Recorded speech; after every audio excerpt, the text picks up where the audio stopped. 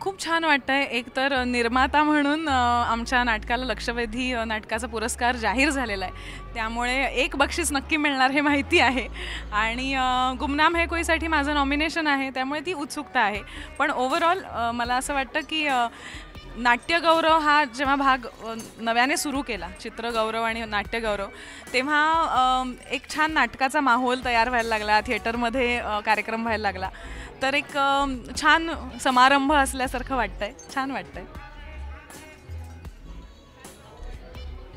मजा येते, उत्साह वाटतोय.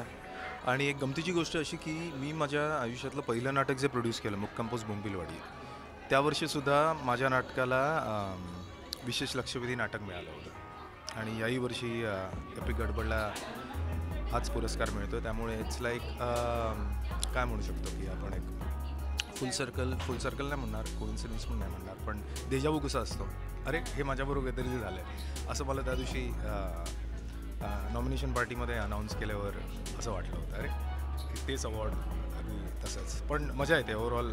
आय एन्जॉय प्रत्येक नाट्यगौरव मी एन्जॉय केलेलाच आहे, एक ऑडियन्स म्हणून सुद्धा. यावेळेला एक नॉमिनी म्हणून किंवा एक अवॉर्ड विनर म्हणून एन्जॉय करणार आहे. इट्स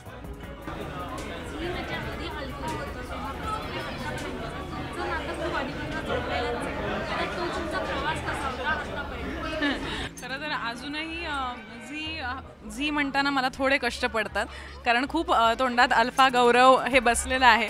आणि अल्फा गौरव या सोहळ्यामध्ये मी अनेकदा परफॉर्मही केलेलं आहे. त्याच्यामुळे आणि मी मागेही म्हणाले तसं की झीला 20 वर्ष झाली, मला या क्षेत्रात 22 वर्ष झाली. त्यामुळे आसपासच प्रवास सुरू झाला आहे. त्यामुळे जसं झी आमच्या कामाचा साक्षीदार आहे, तसं आम्ही झीच्या कामाचे साक्षीदार आहोत. त्यामुळे एकमेकांबरोबर हात धरून चालतोय असं म्हणायला हरकत नाही. त्यामुळे छान वाटतंय की एक अभिनय क्षेत्रात म्हणूया किंवा या नाट्यक्षेत्रात कुठेतरी झीने एक नवीन पाय रोवलं आणि ते आज इथपर्यंत आलेले आहेत. तर त्याचा आपण एक भाग आहोत, हे बघायला खूप छान वाटतंय.